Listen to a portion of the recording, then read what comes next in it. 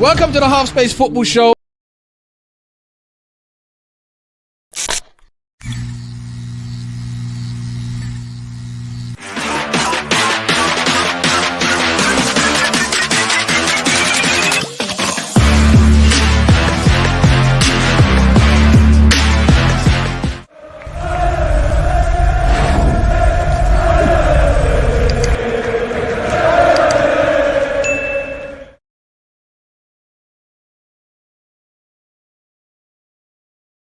Khanage straight from the off, whereas because I pressed the wrong button for the wrong intro. But name of the show, isn't it? Khanage. That's what happens, you know. Total carnage from the offs, people. This is, of course, the Daily Grizz. Thank you very much for joining me for another episode.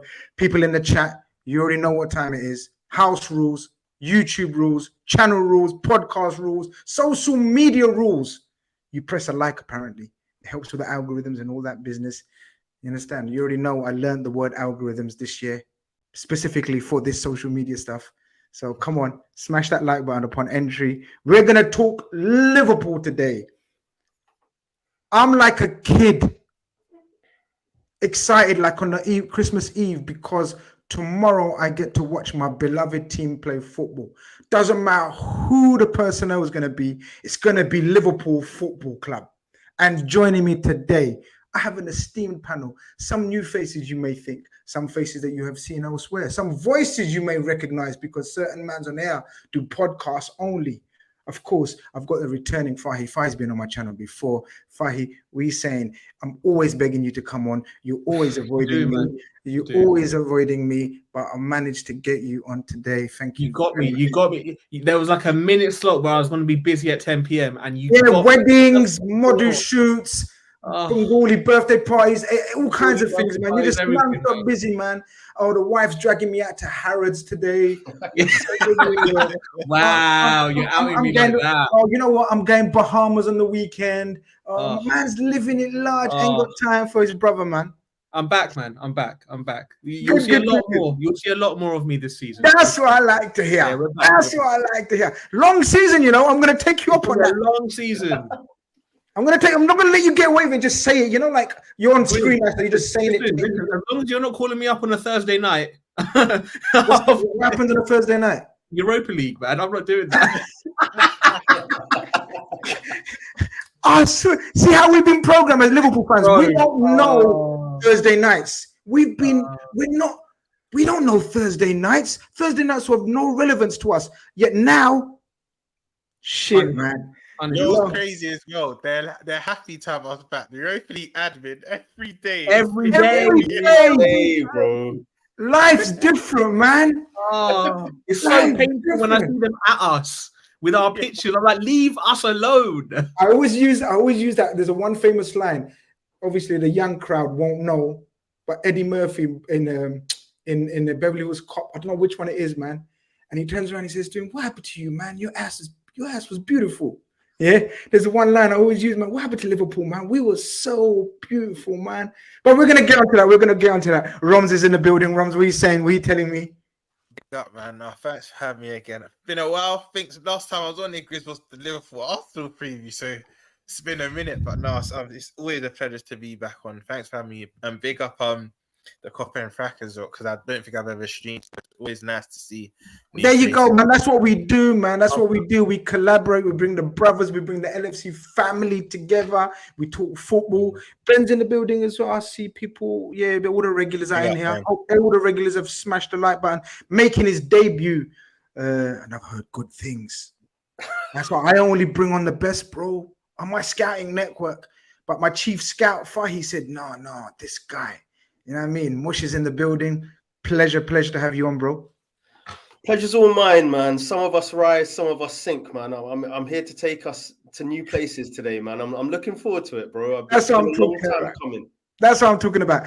Of course, I've got the wrong film, but the right line. He says that's Jackie Brown Grizz, the Tarantino film. You sure, Philip? You sure? Because I know I'm getting older. My memories, yeah, but I thought it was Eddie Murphy in Beverly Hills Cop. But okay, no problem. I trust you. If someone can back that, because you don't go with the first opinion, right? What do? Doctors, we get another opinion. If someone can back that up and it is from Jackie Brown, then I'll give up. But you catch the drift, man. The line's the line, innit? That's the main thing. Who cares which film it was? People, we got so much shit to talk about, bro. I'm excited. I don't know about you. I'm going to come to the debut first. Mush, whatever happened last season, whatever drama we went through, turmoil, nastiness we saw on the pitch, bit of recovery at the end, we need a revamp, all of that business. I don't know about you. I'm going to ask you, but I'm excited again. I'm pumped up again. How are you feeling tomorrow? I cannot wait, man. We've got new faces to look forward to. That's super exciting. We've got new faces, not just in terms of new signing. We've got faces that we didn't see all of last season. We've got Luis Diaz coming back. We've got someone like Darwin Núñez with a new squad number, more responsibility, more excitement. We're calling him Dion. What are they calling him? DW? Roms will know. Roms, what's the thing for him this year? It's DW9 I've been seeing. DW9. That's what the youngins. That's what the youngins are saying, isn't it? I got to ask the youngins what they're saying, you know.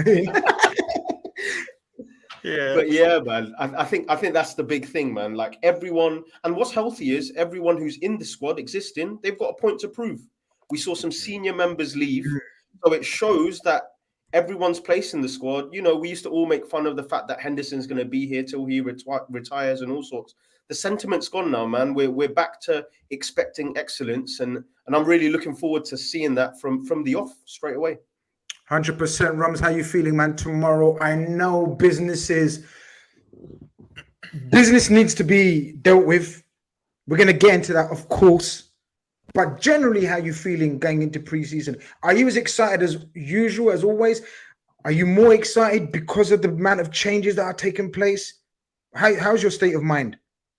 I'd say more, because I'm more excited this preseason because we've been calling for a rebuild. We've been calling for Klopp to be more ruthless. He is. I think Schmadtke at the moment, for his first summer at the club, I think so far, so good. Like you said, there's still work to be done.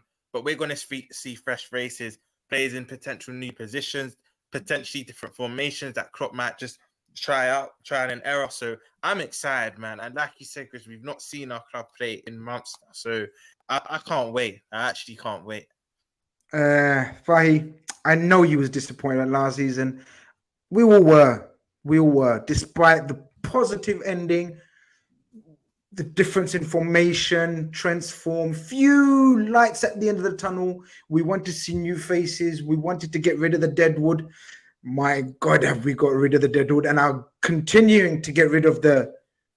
Okay, I once said deadwood on a stream about a long time ago, and people said, yo, how are you disrespecting Liverpool legends and calling them deadwood? Yeah, deadwood, man. Deadwood. Fine, don't say that, man. Are you serious?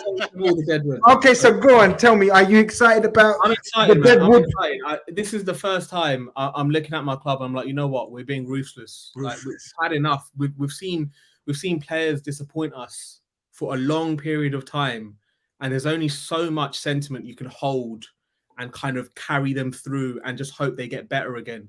And it's like Klopp has finally seen it.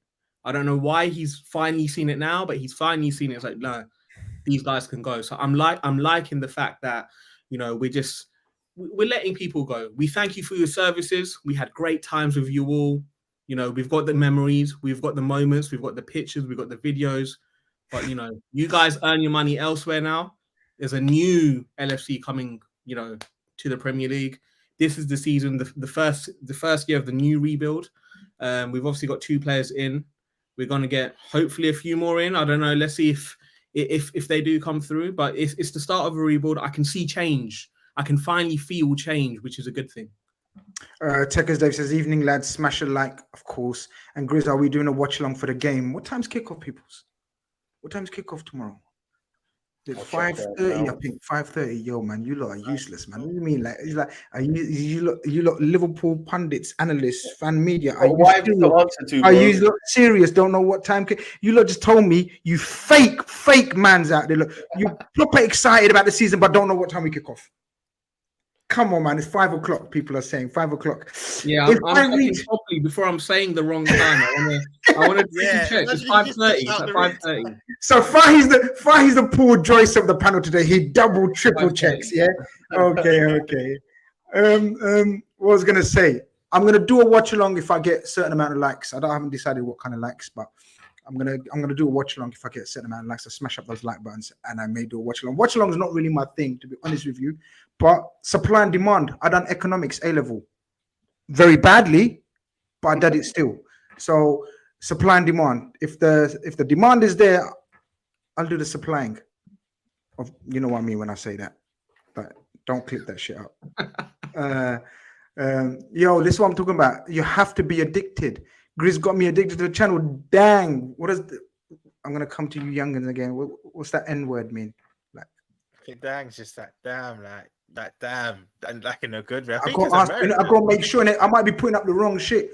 You know what I mean? Like, he could be cussing. He could be cussing the shit out of me or something. I'm just happy and like, okay, hype. Yeah, hype. Listen, we must address the daily headlines. Every day there's a new headline. There's rumors.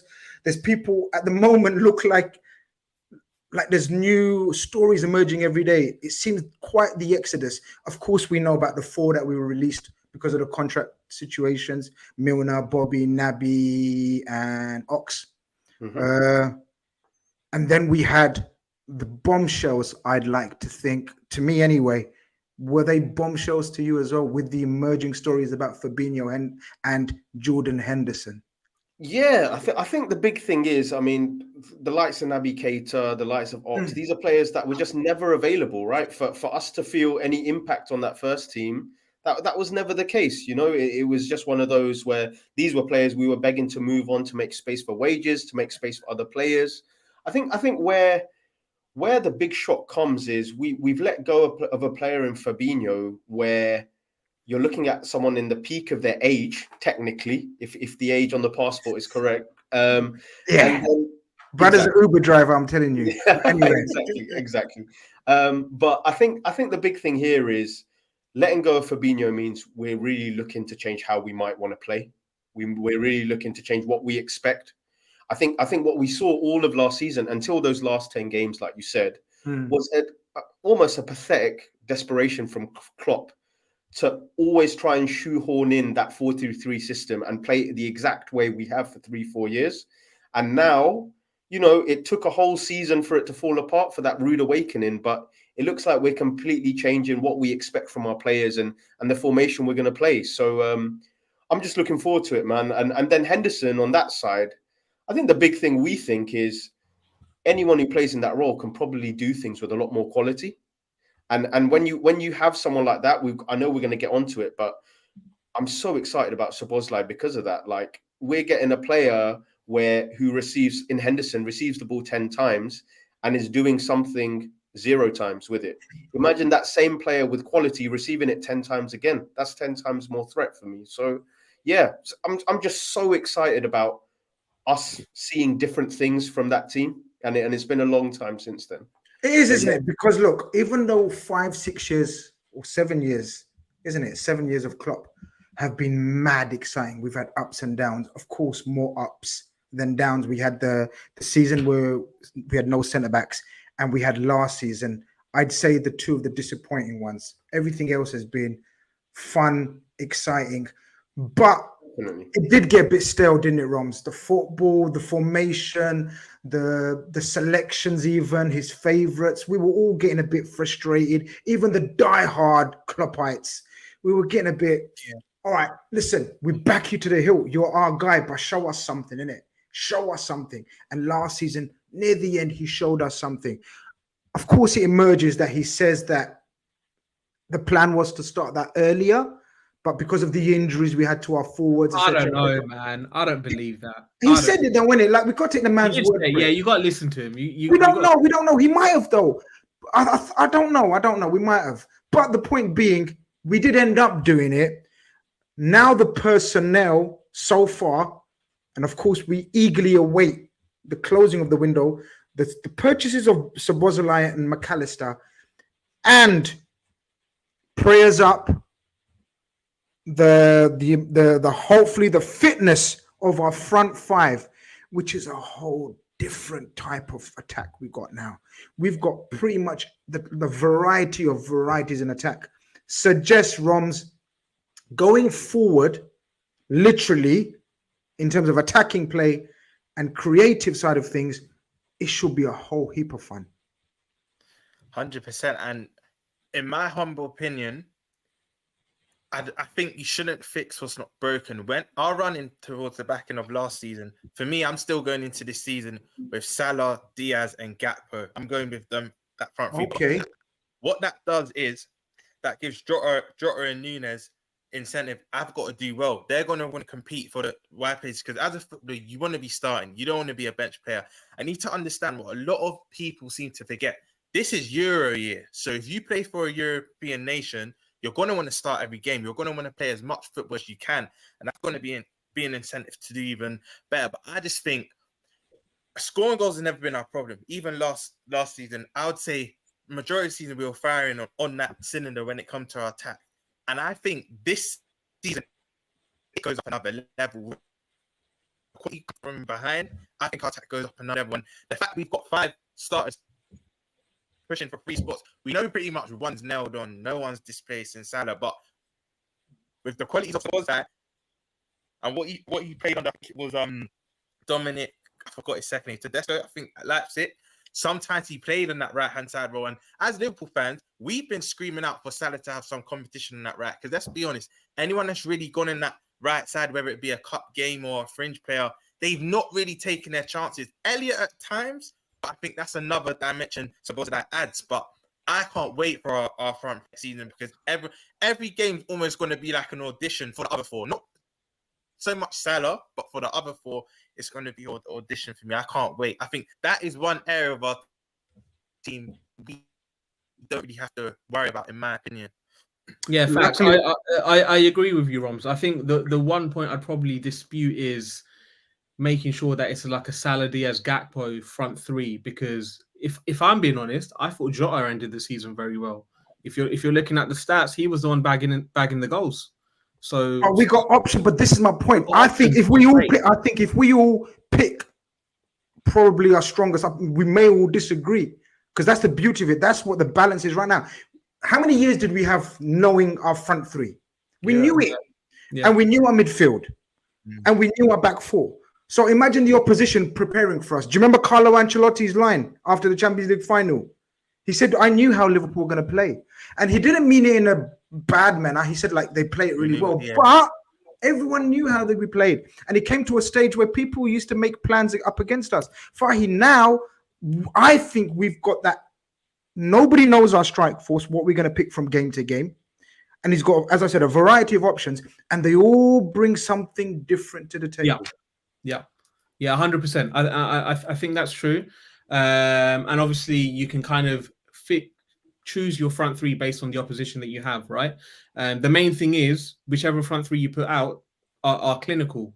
And I think the 5 that we have available, they are clinical. Obviously, there's question marks over Nunez, but I hope he's going to have a better season this season. He's got his English up. He's got his T-shirt to a number 9 now, so he's upgraded that. Hopefully, he upgrades his mentality and his finishing as well. I think we will be in a better place. I was going to say one thing that I would say is an extension of why we should be excited about our attack is, Grizz, you were referring to the last, the years where we've been so successful and that front 3 have done so much. It's not that we're talking it down just because there were 3 options. I think the big thing now is the years before, we expected nothing in terms of goals until the ball got to the front 3. But with McAllister, with the likes of Szoboszlai and his goal scoring ability, with the likes of Curtis Jones and how he finished that season, suddenly when we're on the edge of the box, rather than praying the ball goes to an attacker, our midfielders have got a goal threat now. And we have not seen that for a long time at Liverpool. Probably since Philip Coutinho, exactly. So I can't wait to see some shots from the edge of the box, because that means you can't camp, you can't mark the attacking men, because then you're going to open up space. Trent is now going to be playing hopefully further up as well.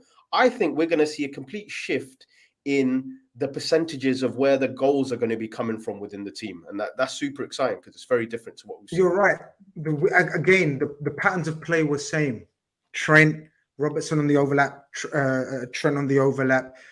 The midfield just keeps circulating the ball, try to hit Mane and Salah early, bring them in one-on-one, Bobby retreating. It was the same formation. And you're right, Mush. Now we have strikers of a ball.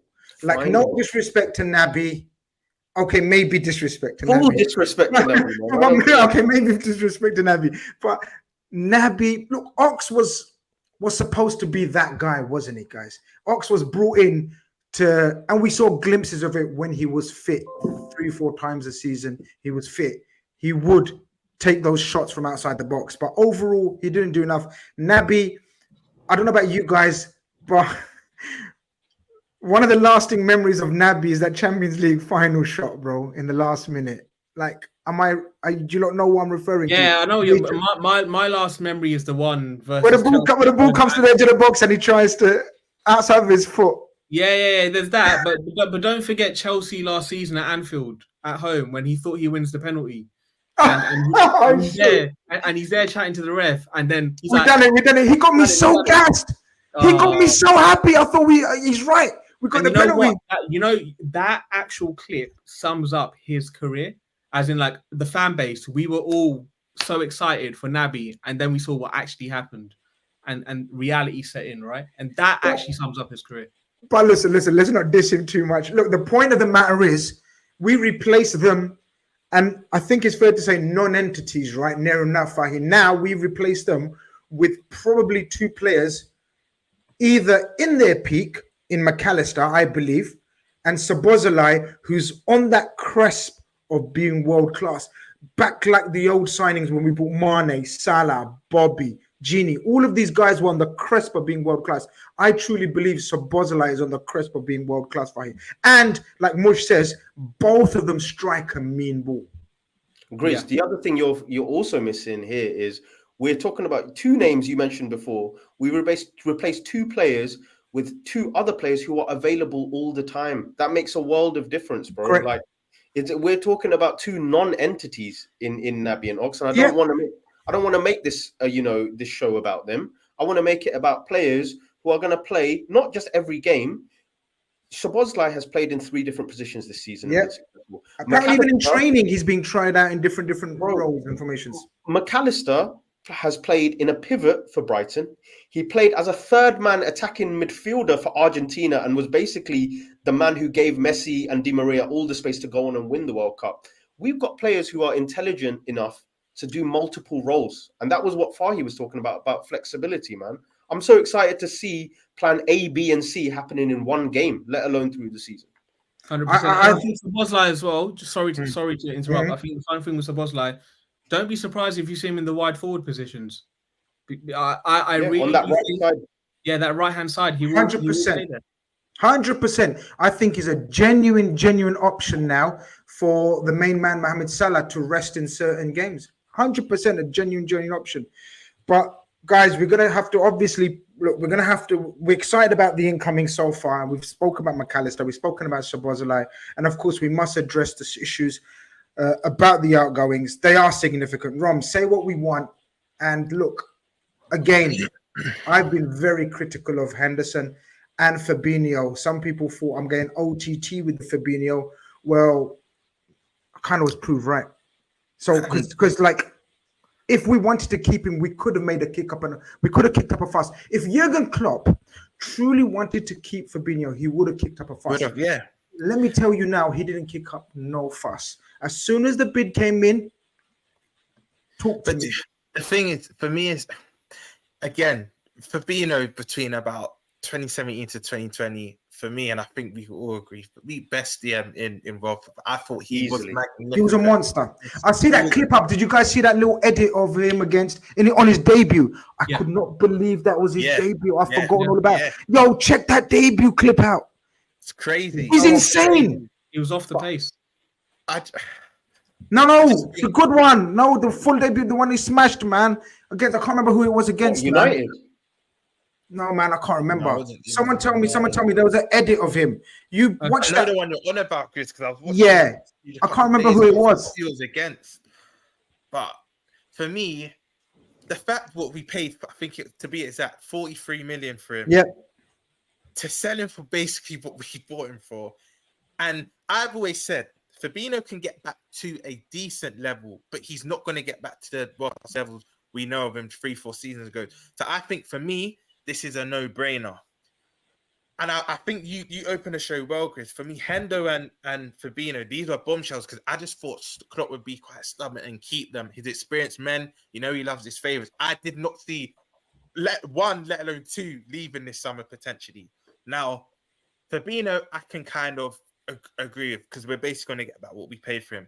Hendo now, because I'm not his biggest fan. I respect him. He's won everything. He's been a great captain for us on and off the field. But I do think it's time to go. And we should have been doing this seasons ago, but we've left it all to the summer.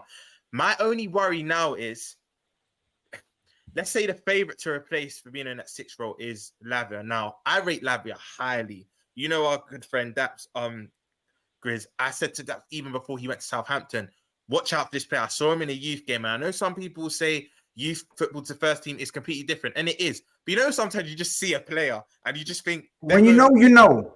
You just know. But I think the number 6 in this Liverpool team, the first year of our rebuild, I think the pressure can be a bit too much for him. And I rate this guy highly, but I think he could succumb to that pressure. Some will say pressure makes diamonds, and he comes in the team and thrives from it. But I think if we're then going to get someone else like a Thuram, who's, let's be honest, good player, but he's quite a novice as well, I think we need, if we're bringing a Lavia and an Amrabat or a Paulina next to him, I can agree because you're getting players in with experience that have the know-how. But if you're going to bring in Lavia, and if Hendo and Fabinho are going to be our outgoings and Thuram and Lavia are going to be our incomings, I'm not really for that. I need either or and a more experienced player. But we know our club, we know our ownership, we know our remit. Are we going to offer Fulham 80 million, what they're quoting Paulina for? By the way, they're well in their rights to. He's got, I think, 3-4 years left. He's had a stellar season. They don't have to sell him. They're in no position to sell him. And Amrabat, where we know our rivals are sniffing around him as well. He had a very good season for Fiorentina. That is within our remit. But do I think Klopp really wants him? No, because I think if we really wanted him, we would have got him by now. Yeah. I think Florentino Luis has been one that's come out the last, let's say, 72 hours. I'm not going to lie, I haven't watched much of him. Maybe you three could tell me a bit more about him. I think he played against us when Nunes was there, and he was quite decent at a game, but I don't think he started. I think he came on as a sub, so I don't know much of him, but I do feel Thuram and Lavia coming in. If they do, I don't think that's sensible for us. I think it needs to be either or and a more experienced player with them. I know what you mean. And I want to come to Mush for his opinions on that because look, the breaking news or emerging reports are, and we kind of anticipated it from a few days ago now, that Fabinho, look, the writing was on the wall. Once he doesn't go to the tour, we know that's it, right? Yeah. So that's it. Because especially we know Klopp likes to have his players training, especially his general. He's not going to have pre-season without his general thinking that he's not selling. You get what I mean? So once we knew he's not going, he's not going. Thoughts on Fabinho being released, Mush? 40 million. I know we can't say no to that. So Fabinho has had part of his medical done today. The first part of the medical is done. I believe the fee is agreed.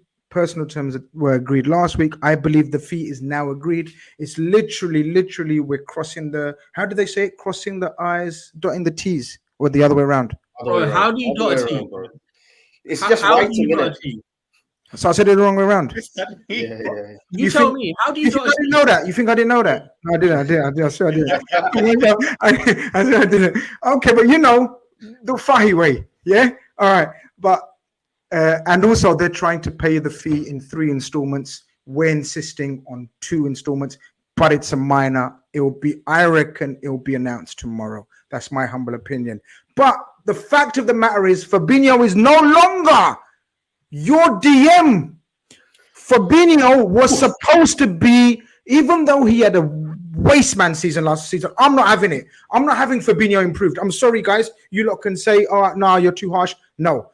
I saw him gone. Too little, too late anyway. I saw him gone. And I was disappointed that if we were going to keep him. But the timing of it, Mush, is definitely a bombshell. The timing of it is definitely caught us off guard.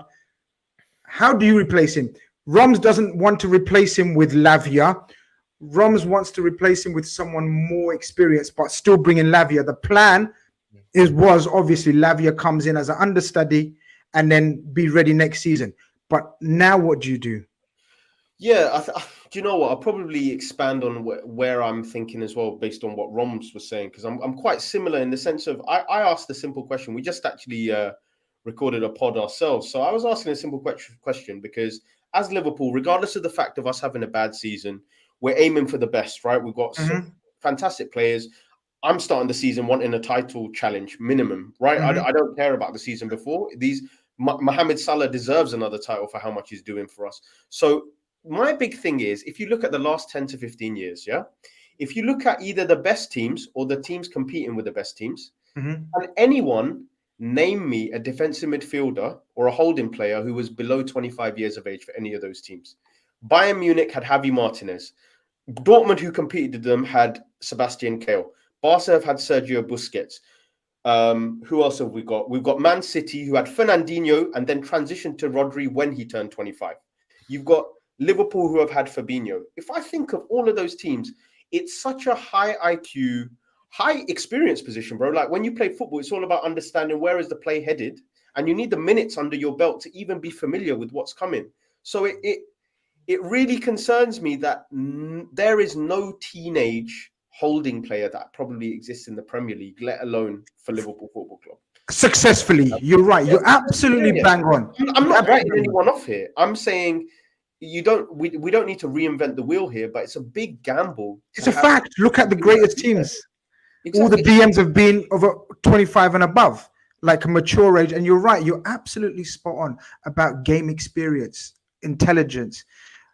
So who then? Guys, if we look around the market, so for example, the names being branded out, let's talk about the names that been put out there, right? Put out there. Fahi, the names, Calvin Phillips of Leeds.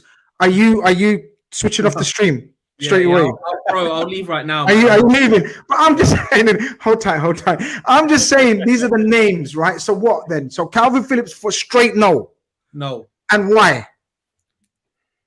We've not seen anything from him in the past 12 months. Okay, take away his time at Man City, but we know Rodri was given time to learn the trade. Maybe Calvin Phillips has learned off Rodri, and now he's about to explode. Why not explode on our grass? The reason why he shouldn't is because number two, after my first point, is Man City are going to charge an arm and a leg for him to go to us. The actual transfer doesn't make any sense. City are in no position to need to sell him. If anything, they actually need him in the squad based on all the outgoings they're actually going to end up having. And number two, he's not done anything in the past 12 to 18 months for me to want him in our team. It just, the transfer itself makes no sense. It's something that came from 12 months ago and people are just kind of rejigging it again. I personally don't see why that would be the transfer we need to make to replace Fabinho. I think that's unanimous. We don't need to spend too long on that. Roms, the next name I'm going to throw at you that was put out there, Amrabat. We saw him in the World Cup perform like a lion.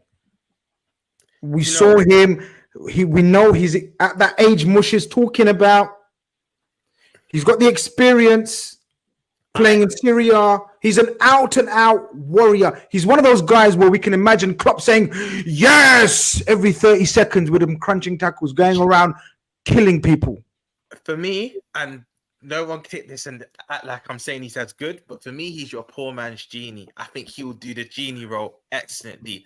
I just think Genie is more refined and going forward, but I think the defensive responsibilities, I think he's your poor man's Genie. I think he would take to our team like a Dr. War, honestly. And for that price, this is well within our remit. We can get him for wages won't be that high. And 35 million that's being quoted.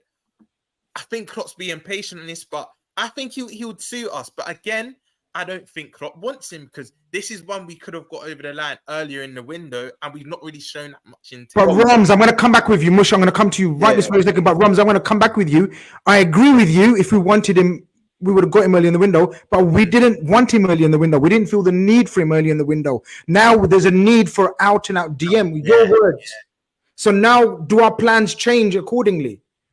And knowing our arch rivals are also interested, maybe that might be a catalyst to maybe move faster now to get him.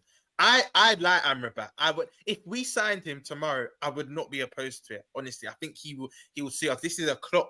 This is the definition of a clock player to me. Industrious, gets about, and the thing is, because we've got the qualities of a Szoboszlai and McAllister, it's kind of He don't need to be pretty. He don't need to be pretty. It's kind of like the Casemiro role from Madrid. Just get the ball, give it to Cruz or Modric, give it to McAllister or Szoboszlai. I think he'll be excellent for us, honestly. Any other takers for Amrabat? Because we had none for Phillips. Amrabat, we got the Roms vote used to, and me as well. I'll vote as well. I'd be disappointed. I'll tell you why I'd be concerned about Amrabat, right? Which is, like you said, absolute fighter in that World Cup, right? Our sample size is very small. I'm guessing not many people watch Fiorentina weekly, and I'm within that. I think the worry is that Liverpool is a huge step up, right? We're talking about one of the biggest clubs in the world. If he doesn't adapt, all of this excitement we are talking about our attack, about our new midfield additions, if the base does not adapt, nothing else will work. Like, there is no workaround for the defensive midfielder not working out at Liverpool. And I think it's such a make or break position for us that we should really be thinking about blowing the bag on whoever is worthwhile for that, because none of this optimism is going to work out if we see the same as last season of having a player who doesn't know how to play the position. And that for me is the biggest thing.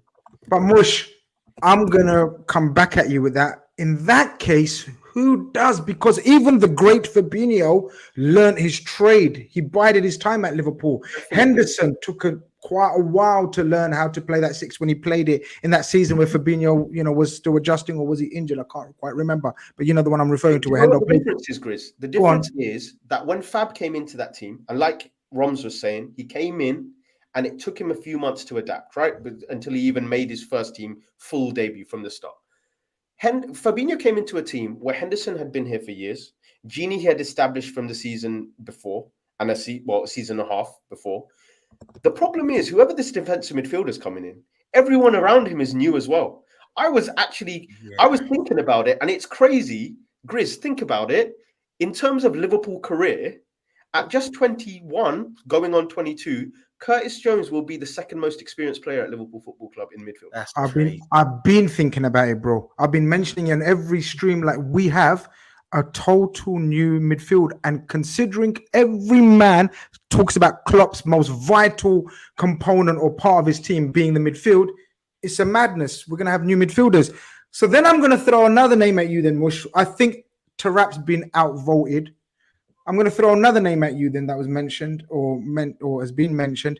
Palhinha of Fulham. Palhinha of Fulham now discussed then, Mush. Okay, there's two sides to this, right? If it comes to role and what he needs to do, right? If we're going to play this new 5-and-5 thing where Trent moves in next to the holding player and stuff, Palhinha's only trait, and he's fantastic at it, is winning the ball. He keeps it simple. He wins the ball, keeps it simple, but he's a tackling monster. But I think the price they are asking for, we are not going to get a quality of player on the ball that justifies that.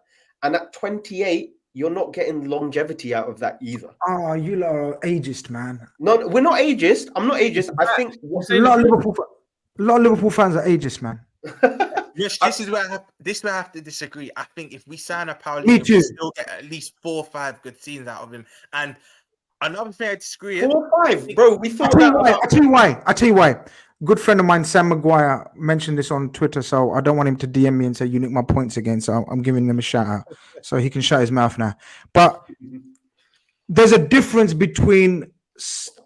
Okay, everyone's the same age when everyone's the same age except Naby, right? We know this, right? But there are certain 27-year-olds or 28-year-olds, right, that have played different levels of minutes, right? So, for example, Rooney, Walcott, these men started playing when they were 12, right? Yeah. They're literally 12. By the age they were 25, they were burnt out, dead up. Palhinha is like a Ian Wright, you could say, a late developer. Vardy, late developer. Some players haven't got that much mileage in their legs. Palhinha, apparently, the statisticians. Say again. Statisticians. Yeah. They tell me that this guy hasn't got that many minutes in his legs comparable to other 28-year-olds. And let's not, I've been hearing, oh, he's 29 soon. Brother, he turned 28 last month. Leave him alone. He's got a whole heap of year left. How are you going to start doing this ones, man? That's 28. So he's just turned 28, right? He still probably thinks he's 27. Liverpool fans are making him 29/30. The guy has got plenty of mileage in his legs. Fahi, I think... One sec though, Grizz. No. This is just... I want to see your thoughts here because you're talking about the age thing. Everyone in the comments is interestingly talking about Joshua Kimmich, right? We're talking about a player... huge club, huge experience, Germany captain now as well. Where do you sit on someone like Joshua Kimmich, who has a lot of experience but a lot of minutes as well? 28.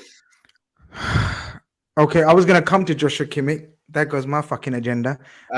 Okay, well, I was gonna come, but Joshua Kimmich, for me, when you talk about intelligence and you was talking about all those things earlier, Joshua Kimmich is probably one of the best examples of everything that you mentioned. Mm-hmm. I've got a couple of worries about Joshua Kimmich. Interesting. I know I called you lot ageist, or some of you ageist. I'm gonna be heightist here. Is there a word? I want my DM, if we're assuming, so let's just assume for the sake of the conversation and for the sake of the debate and the show, let's just assume Lavia is near enough a cert to come in. Let's just assume that. I'm not saying Lavia's done before people start clipping it up and saying, yo, what happened? I'm not welcoming him. I'm just saying for the sake of the agenda and the show. If Lavia is coming in, Lavia is apparently 5 something. He's not 6'4", he's 5'11" or 5'10". 5'11", yeah. Okay, that's not too bad. Shit. Okay. I've got a thing, guys. I don't know if you lot agree. I think we need physical specimen in there. We were bullied too many times last season, whether it's through set pieces, transitions of play, power, pace, engine, tenacity, legs. McAllister brings us intelligence, game control, more of a Gundogan type. You know, game intelligence, positional plays, knows when to pass it forward, when to keep the ball, when to pass it forward, all of that business. So Bozolai is a impact type of midfielder, gets the ball, runs with the ball, strikes the ball, creates a shot or a chance or an opportunity to cross every single time. I want that third midfielder to be ready-made for 6 foot is minimum for me, and he's got to have engine and legs and tenacity. Joshua Kimmich hasn't got that. He's got everything else: experience, know-how, temperament, leadership qualities, intelligence, quality on the ball. I just don't think he suits my profile. Thoughts? Interesting. Grizz, I think in terms of the height thing and the physicality, I get you, but I think because of his ability alone, I think that can be an exception. I still think he will thrive in our team. I understand what you mean. You want that big marauding kind of six, that fully midfield. Bro, what's the best team in the world? Undoubtedly. And who's the best team in the world? Undoubtedly. And I've been saying it for 3. Everyone's been saying Rodri. I've been saying 3 years. I've been saying for 3 years he's the most pivotal player. He's the most vital player in the Premier League for any team. You take out one player from any team, Man City will be the ones that will be affected. Rodri is the best. And look at him. He's a physical specimen. Look, Fabinho was at his best. We discussed Fabinho. Fabinho at his best was a snarling monster. Kimmich is, I agree with you. If we want to play total football, then Kimmich. Are we going to play total football, Fahi, though? No.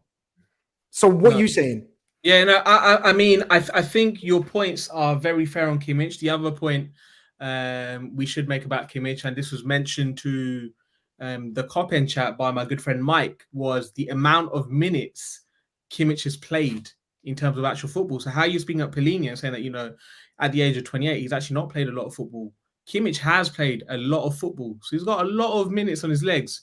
And another thing to kind of mention, again, mentioned when we were discussing it earlier, is why do Bayern want to get rid of him? Why are they open to get rid of him? It is something to always ponder. Like, why? I think it's a clash of personalities. Tuchel's doing his Tuchel business where he's I could be wrong. Personally, I would say it's because Tuchel needs more energy, and I don't think Kimmich gives that in midfield. I think that could be a stylistic issue. other than that, that's all I could possibly see. I would say if we are getting Lavia, then it doesn't matter too much the height, size, profile of the next midfielder that we bring in, because Lavia is 19, 5'11". He may have another growth spurt in him, who knows? But he would command that midfield. He would command that midfield. So really and truly, we wouldn't need to worry too much then. But it's all dependent on if Lavia, if he is actually joining. If he's joining, I'm not too fussed about the second midfielder. And you're the opposite. Oh, you're the opposite then. Yeah. So you're saying you're happy for Lavia to be the main. It's not about being the main. It's about him having someone next to him, or someone that can jump in when he's not ready to go all the time. Because Lavia's never really played like top. Is that what Thiago's supposed to be? Yeah, but with Thiago, do we even know if he's going to be here? Do you know what I mean? So. He's gonna. I reckon he's gonna be here, but it's the playing, isn't it? Do we know he's gonna play more than 25% of the games? Do you know another thing none of us have mentioned as well? I think this will be a problem. Kimmich's wages. I think he's won Champions League twice. He's won everything there is to win. Look, first and foremost, I think we're talking too much on Kimmich because we're not going for Kimmich. Something that's been announced is we're looking at Verratti apparently. So this is just come out by L'Equipe. He's so injury prone, man. Without even looking it up or asking anyone, no chance. I'd say no chance. Especially we've got a certain Thiago Alcantara on our books who's supposed to be our Verratti and the deluxe version of Verratti. So forget that. I want to come to another name then. Today the name comes Check Decore, Crystal Palace, formerly of Lens. Again, I think the age group, right? He's coming up to 23 people. Remind me if I'm wrong, I'm wrong. 23, 24. Again, very good season with Palace. Was it really him? Until this name came up, did anyone think of Sheikh Decore? Yes. Serious? Yes, sir. From Lens. He's a little monster. I'll tell you why. Because I've always rated him better than the fella that Leicester City bought. What's the Leicester City French guy that bought him? Samari. Yeah. I always said they bought the wrong one. This was the one. The first time I saw Check Decore, I was at the first game of the season that just went when we played Palace, the 1-1 draw at. He bossed the game. You can tell, but our midfield was kind of on their legs. I think it was Milner, Elliott, and Fabinho that started that midfield. Free. Decore bossed it, connected the balls, passed it to Eze and Zaha. They kept cutting through us through the middle. But I agree with Mush. It's easy to look good in that Palace team that weren't that great. Like if you're in a team that's not that good, you're going to be that shining out. Yeah, Hodgson came in and the team as a whole improved. But I think, again, like I said about Lavia, to come in that 6th role for Liverpool and you're not that experienced. I know you had a season in the Prem, but I think he'll succumb to the pressure. And like Mush said, that number 6 role is the foundation. And I don't know if he'll rise to the level. I'm not really for the Decore one. Fair enough. I know you lot said about did Gini really have an impressive season at Newcastle, his time at Newcastle? I mean, he didn't even play defensive midfield. That was just data. That was genius data work. He was on the left wing. I was gonna say that was a pure looking at his qualities and his and imagining and putting them into what we needed. We may do that because certain people are saying that it's probably be me that's been saying it, that I don't think we may not buy an out and out DM. We may buy someone like a Thuram who has the physical attributes and we may feel can develop into. I don't think we would develop Thuram into a DM, but I'm just giving you an example of a player who's got the physical attributes. Like a Kone, I know he's been injured, but Kone has defensive numbers stacking up left, right, and center when he plays. Okay, so looks like Check Decore, we're not feeling it. Is anyone? Am I the only one feeling Check Decore? Are you not feeling Check Decore? So. Yeah, I was going to say, Barry, I was interested to hear your. Yeah, so hold on. Where did we go on Palina? Did anyone back Palina? We skipped it. Mush kind of just. I'm not backing the price. Turned into Kimmich chat. The quality of the. If we're discussing Palina, The quality of the player, I don't doubt that. I think he would do a great job for us. It's more the financials. Price. I'm not an accountant. Look, it's not my dad's money. So end of the day, do I really care about what the fee is? Nah, not really.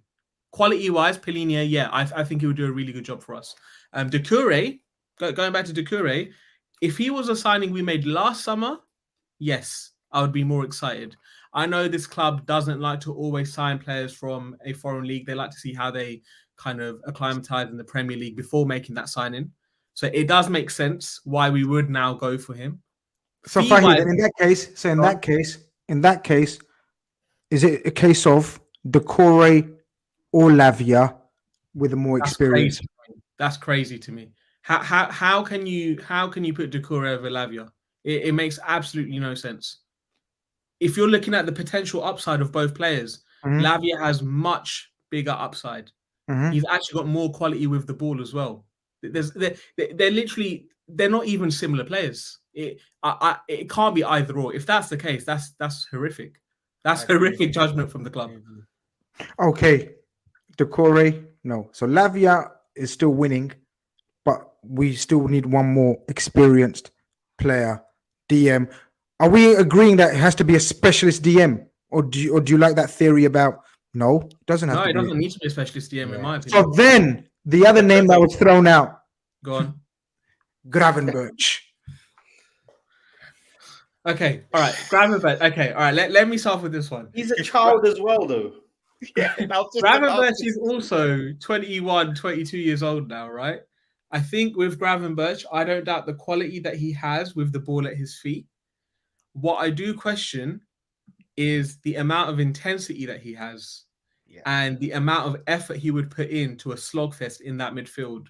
So if you're looking for a midfielder that's going to put a shift in, I don't think Gravenberch is that guy. Now, I might be completely wrong, but based on anything I've ever seen of Gravenberch, he's the kind of guy that likes the ball and likes to be given the license to do what he needs to do, right? I don't think he's the guy to cut out play 24/7, track back when he needs to, go wide to cover someone. He's not that kind of midfielder. So if that's what we're looking for in the Fabinho replacement, he is not your guy. Grizz, it's similar to what you were saying earlier about Kimmich. If we want to play total football, I can understand the Gravenberch signing, but just to echo what Fai said, if we kind of want that destroyer that's going to win back the ball, that's quite industrious, I don't think Gravenberch is the answer. And again, I've done a show on Gravenberch. The minutes, again, quite injury-prone player, because I don't always have to buy into this notion, because some players have been injury-prone and they'll start a new club and all of a sudden they're not. And sometimes it's vice versa. You can get players that have never been injured. They all of a sudden join a club and they're all of a sudden injured. But I don't think he's necessarily the right profile for us. I feel that Grizz, if he, you'll speak about the certain build you want in your six. If he's got the build, but he doesn't really have the attributes to that role, do you know what I mean? But if we had someone that had his build, that had the attribute, he'll be perfect. But I agree with Fahi. I don't think he would do what's required in a six role for us. Wow. You guys are running out of options. Go on, Mush, sorry.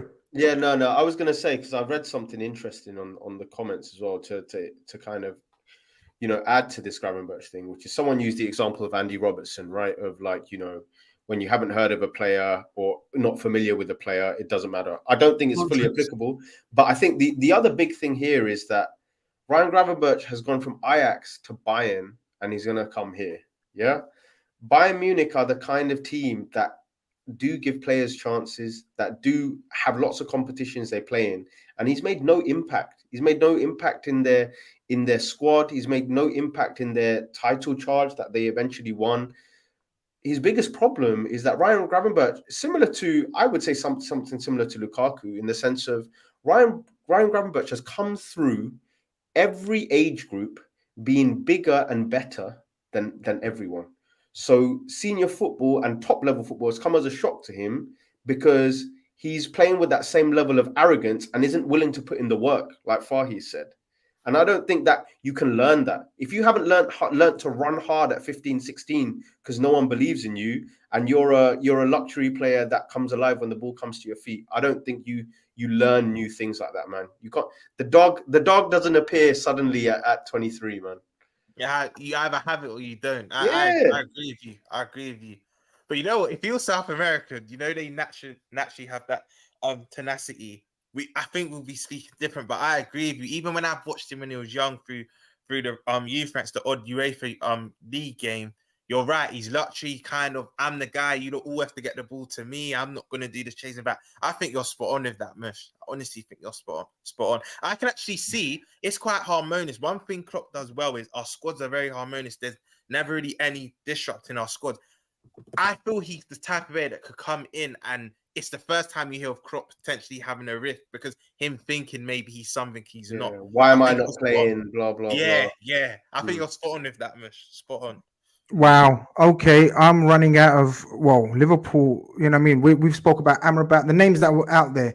Florentino Luis was mentioned. Neil Jones spoke about him, and Neil Jones was saying about how he was totally one of the guys that the stats people, namely Julian Ward, had his eyes on, whole file on him.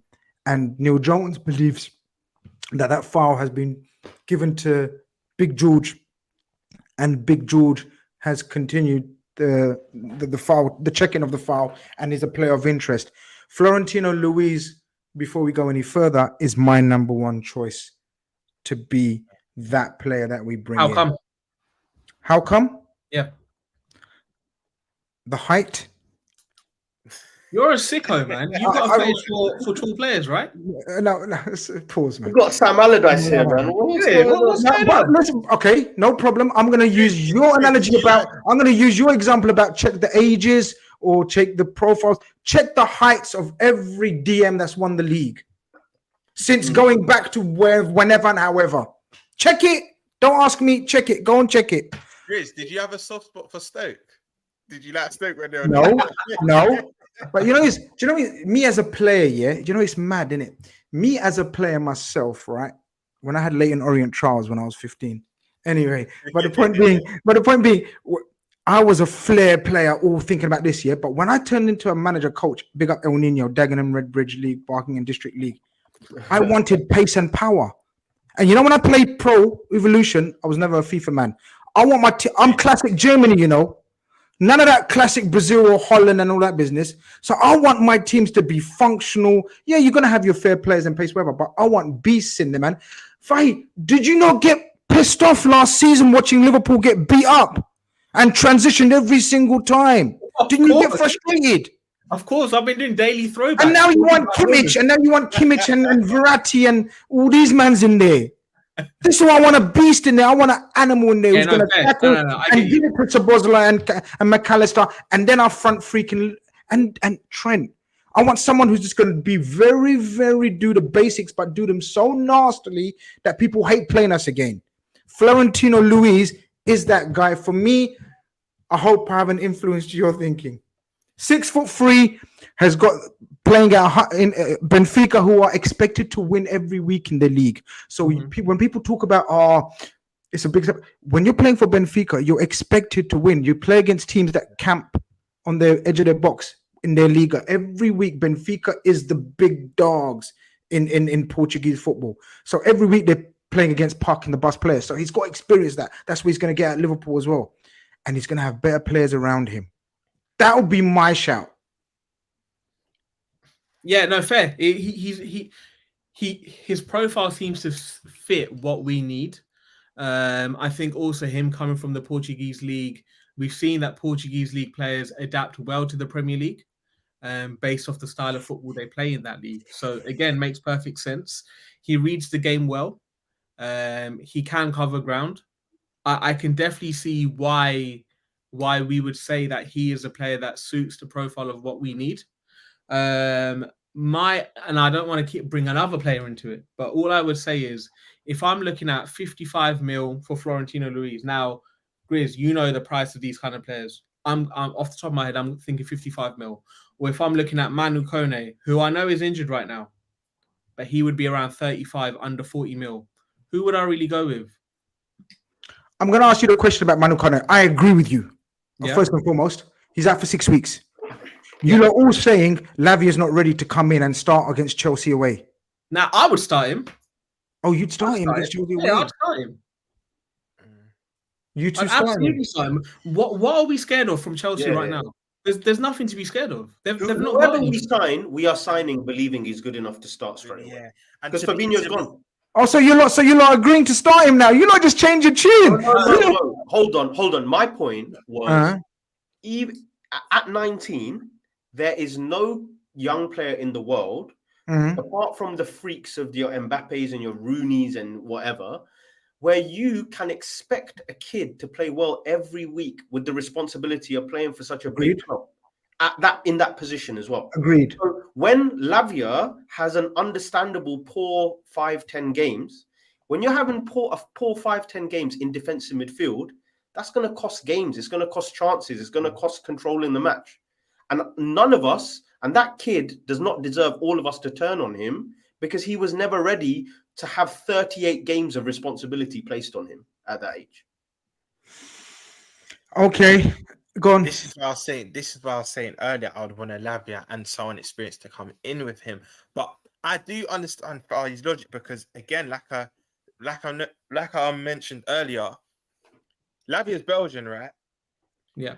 Their national team in general is going through their own mini rebuild. They've got a lot of the old guard out. He has going to have so much incentive to play well this season. He, for himself, on a personal level, is going to want to hit the ground running straight away. And I understand Fahis as well, because a lot of young players, pressure makes diamonds. We know that old saying. He'll probably come in wanting to hit the ground running, but I just think first day of the season, Super Sunday, the last game of the day at the Bridge as the lone six for Liverpool. I love it. How does that even sound to you, though? Oh, I love it. But you know what, Fai? The only reason why it could make sense is they're going through their own rebuild as well. But let me give you this. Let me give you this question. Let's say they sign a Caicedo, and Enzo, and including that middle three against him in the loan. I don't know, man. I personally wouldn't start him. I get you. You just want to release him and go through yourself, but I wouldn't start. Not the first game away at the Bridge. He doesn't. In fact, can I interject and say he doesn't have to start the first game of the season? No, exactly. We have, hopefully, God willing, Thiago fit for the first game of the season. We're still 4 weeks away. I know he hasn't started full season. Grizz, the fact we have to say hope, it's it hurt. I know. We don't know. Yeah, it's messy. I get it. But I can't see anyone we buy in the next week or so starting against Chelsea. Fair. That's just my opinion. Yeah, my only point was I wouldn't be scared of him starting. That's what I'm trying to say. I tend to agree with you. Yeah, so I tend to agree with you. I think he's got the temperament. I think he's Vincent Kompany's been talking him up as well. And you know, I think he's got the making. I think people are sleeping on Lavia. I think they're thinking, just a kid and this and that. He is just a kid. He is inexperienced. He's hardly played any top level games. But like we were saying, when you know, you know. So it's as well. Do you know what actually strengthens what you're saying, Grizz? His performances in last, because let's be honest, a lot of people mainly just watch the top six, right? He always showed up in the big games. If we're going off this case study of last season, his better games were against the better teams, the top 6, the top 8 teams. His worst games were against the lesser teams, where maybe I don't know, it's put off the gas. Good point. And some people may say that's a natural thing of the football. You're playing against the better team, play well, because it's almost like you want to progress in your career, you want them to notice you. But he always did. I don't remember Lavia having a bad game against a top 6 side. Another thing to add to that is when you're Southampton playing against a top 6 side, you're expected to cover more ground, right? So he's doing his job as a DM. Whereas if you're playing against the other teams, you're expected to kind of have a go. Do you know what I mean? So what that tells me, if anything, is in terms of the actual dirty work, he can do it. He's proven he can do it. It was more a case of when Southampton was setting up to play however the hell they were playing last season, they were god awful, right? That's where he came unstuck. When there was expectation on him to actually try and do something with the rest of the team. Exactly, but this is my point. This is where we have looked at his attributes and his strengths and thought if we can put him into our puzzle, you know what I mean? You know, he matches that, man. I think him playing alongside Trent, because let's be honest, we're probably going to stick to that formation because that's the key point, guys, here. Otherwise, if we're playing a 4-3-3, then we could be looking for a different type of player. I don't know. It's confusing at the moment. Curtis Jones, where did Curtis Jones play for the under-21s? We've just seen him win the Euros. He played as a deep lying midfield player. Is there a chance, Mush, that you would do that to start with? Because Curtis Jones, based on the last 10 games, is probably the first midfielder on the team sheet, would we say? Or is that over? Is that mad? Is that mad? No, it's not mad. Going in, carrying on from last season, I think so. I think. Look, I think I've got so many wheels moving in my head because I'm stressed now. It's just what's mad. We've never seen a summer like this. We've never seen a window. We're losing all our midfielders in one fucking window. And the thing is, bro, is that we're talking about how is this defensive midfielder going to fit into the rest of the team. We've got to think about how is this midfielder going to connect up with the other areas of the pitch. Yeah. So if we've signed your McAllisters, your Szoboszlais, Curtis Jones has had a great, end to the season in an advanced 8. There's going to be so much defensive and tackling responsibility on that deeper player because it's evident that, and there's no offense to them, but when you go from Sadio Mane to the likes of a Gakpo and a Diaz, you're not going to get 25, 30 goals. So Klopp's probably realized I'm not getting 50 from Salah and Mane combined. Goals are going to be spread through the team. That means my midfield is going to chip in more with your McAllisters, with your Szoboszlais, but the defensive midfielder is going to have to protect all of that. He's going to have to sit there and look after all of it, everything that's going on in front of him. I would love to know who you guys trust to do that on a weekly basis. Fire away, people. It's not a bad question. I'm not gonna lie. Mush for hosting. Sorry, bro. No, sorry, bro. I love it. No, I love it. It's a thought-provoking question, and it's relevant to us. Then, I think one point I also want to make about Jones, and you mentioning the fact that he played as a deep midfielder in the under-21s. The expectations of that team were completely different.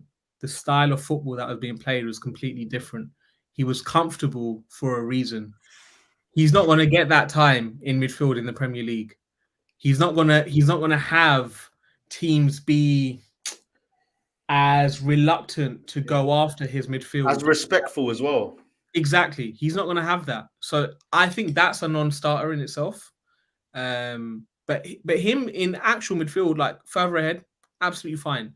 I don't think him sitting is a discussion to be having. Okay, well, let's stop that conversation then. Just a couple of super chats to get through. No DM yet, by the way. Well, we're going to discuss the latest name linked. That is a genuine link, by the way. Brad H sends in a super. He says, "I want Sangare and Lavia." Brad H sends another. He says, "A Jones, Lavia, and Dominic midfield is a pretty big midfield." Yeah, but it's also averaging 20 years old. So that screams in a bit of inexperience, man. Yeah, it's screaming Europa League. Oh, you guys are harsh, man. No, in the sense of experience. Yeah. Sean says, if you're watching the training videos, Klopp is playing McAllister. McAllister. I can definitely see that. You could definitely see that. No. Hold on. When I say I can definitely see that, as in I can see how it would work, but my personal thoughts are that it won't work because. But what we say that again. He said the same thing. If I did it, I hear you're right, Grizz. You're right. Catch him on that one. No. You said the same. Say that again. As in, I'm saying I can see why Klopp would think it would work. Oh, now you changed it. I've added a word there, Klopp. Klopp. You added the word there. Yeah. I can see why Klopp would think it would work, but the reason why I don't think it would work is at Brighton he was quality in the pivot, but he had the likes of Caicedo next to him who did a lot of the athletic work. It's not that McAllister doesn't run. He runs all day. But he's not aggressive. He's just, picking up the ball, little pockets, give and go, blah, blah, blah. We've already talked about what we expect from the other player. And I'm laughing because I just clocked as well that outside of Thiago, our next oldest midfielder is 23 years old. So I'm going to, anyway, carry on. Age is the game, man. You look like. Are you saying we can't win nothing with kids? Are you bringing that out again? Am I doing a Hanson? Yeah, are you doing a Hanson? You know, who's ever won something? Are we going to prove the footballing world wrong again? And by winning, no one will love it more than me, bro. I'll tell you that, man. These are my nephews playing on that pitch right now. Wait, your nephews, they're my grandkids, bro. They're my grandkids. No, these are my grandkids playing on the pitch, bro. Ibrahim Sangare is a genuine link. We looked at him very, very closely. Was it summer? Last summer. Last summer. Is a genuine link, guys. We were interested in him. We didn't go for him last summer. I think it's a link that's going to resurface. I think we are going to look at him again because of the profile needed, because of the Fabinho bombshell, not because he was on our list and we were looking for him. When I messaged Fahi, he said, "Please, okay." Let me tell you, the last line of the conversation was "kill me." I'm not going to tell you the rest of the conversation. He just said "kill me." I'm not going to kill you, Fahi, but so I'm not going to even come to you then. Don't come to me. Rums, Ibrahim Sangare, a specimen, physical beast for his national team. He's a. No, okay, I'm not going to sell it. You know what? I actually watched the 90 minutes live of him because if people know from other channels, my brother's an Arsenal fan, so he's like, "Do you want to come to this Europa League game? They played Arsenal." I was there at the same game. Carry on. Go on. I'll pick up. Right, cool. So you might have the same opinion or conflicting opinion to me. For me, he is very industrious and combative, but his anticipation was wrong. The tempo of the Arsenal team, for me, it was too fast for him, and he was flying into challenges, quite ill-disciplined. Now, this is the only time and first time I watched him, so it may be unfair for me to judge him off that game. The sample size is very small, but from what I saw, if I had to go that 90 minutes, listen, if he couldn't have that Arsenal team, imagine that every week. I don't know, man. But that's one game. I don't think my opinion is that strongest because I've only watched 190 minutes, and that was literally the only one. But in front of my eyes, the eyes are the best camera, and what I saw, I wasn't really too impressed. I don't know what your opinion is. He was at the same game. No, all I'm gonna say is, if any of you have families, and you're looking for a trampoline for the garden this summer, get Sangare's first touch. That's all I'm gonna say. Yes, that was another thing. Jesus Christ. Yeah, I have never seen anything like it, man. If Sangare is what you want, then give Henderson the Iniesta shirt. Honestly, it is. I need a cup of tea. Honestly, if there's a way you want Hendo to be more appreciated than he currently is, it's by watching Sangare play. That's all I'm gonna say, man. Okay, so you know. He started some of Arsenal's attack. I remember Kall when he tried to take the first touch. Shit. I remember he tried to take a first touch. Shit. I think it was even Savi the Conga that intercepted it and then played it out. And Arsenal on the break. And I was like, no. Look at this comment. Look at this comment. He's not a good player, man. He's genuinely not. I wasn't impressed. I wasn't impressed. Bro.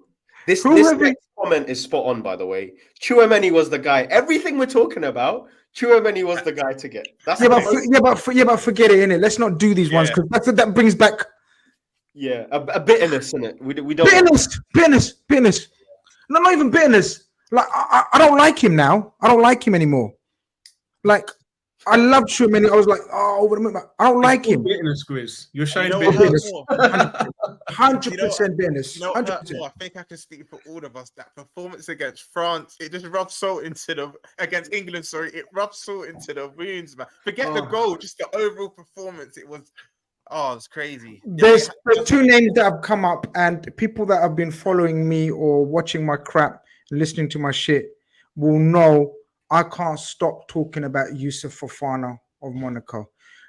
There's no information based or heard his name or anything, but someone just reminded me that Yusuf Fofana or Mohamed Kamara, in fact, they play as a partnership from Monaco.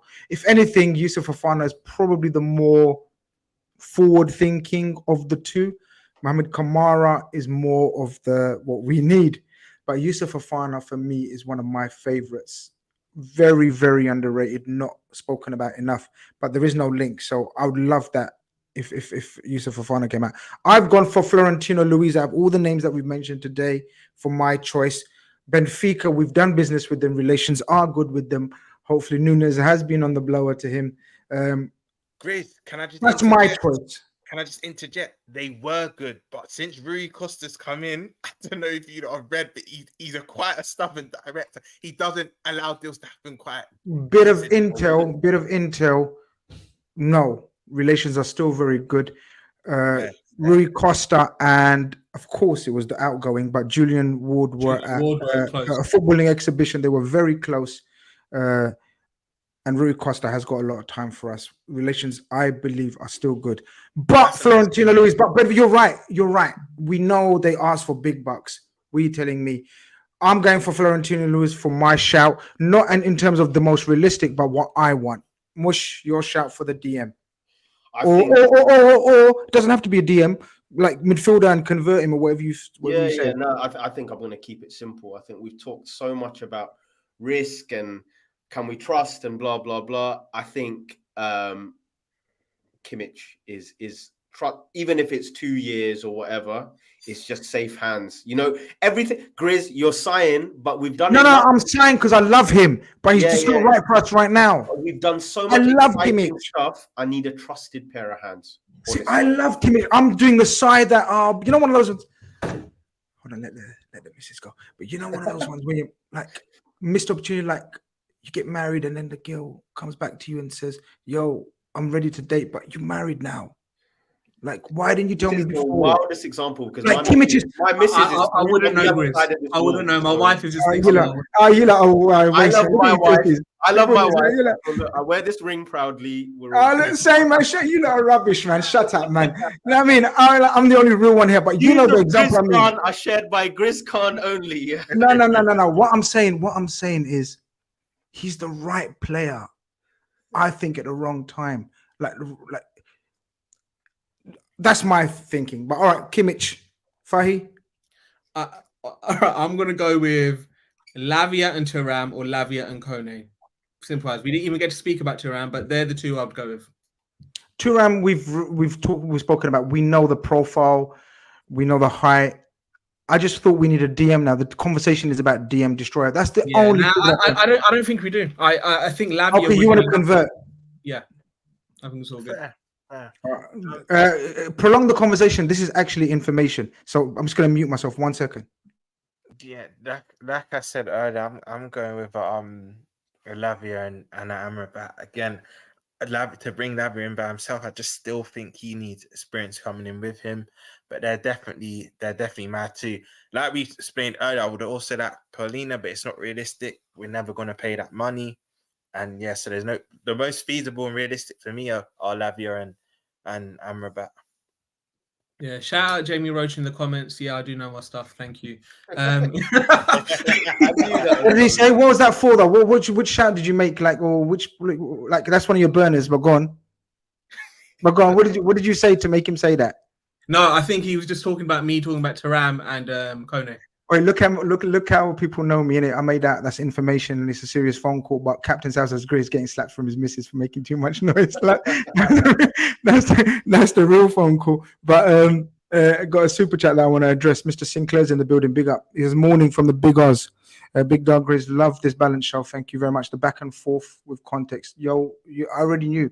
As soon as I see these brothers, I said that it's going to be a cracking show, and it hasn't disappointed. Hope they're waiting for the the waiting for the right guy falls into place. At a buffet, you wait. You're left with the food least wanted. Is there a fear amongst you all that after all this, what's left? Because we've ridiculed all the names ourselves. Yeah, like we've ridiculed all of them near enough. It stinks of poor planning, man. It stinks of poor planning. Anyone could have told you. Listen, Grizz, I'm sorry. I've been saying it for ages that Saudi were going to bid for Fabinho. It was obvious. Everything said that they were going to go after Fabinho. It made sense. People can't do hindsight now. I literally was saying it 2 months ago. Like, it makes perfect sense. His agency are linked with Saudi. His former managers are in Saudi. this is going to be something that happens. It makes the most sense. He wants to cash out. It's happening now. I don't know why the club are so surprised by this. So if we end up with a Rom suggestion of like an Amrabat, I would be extremely disappointed.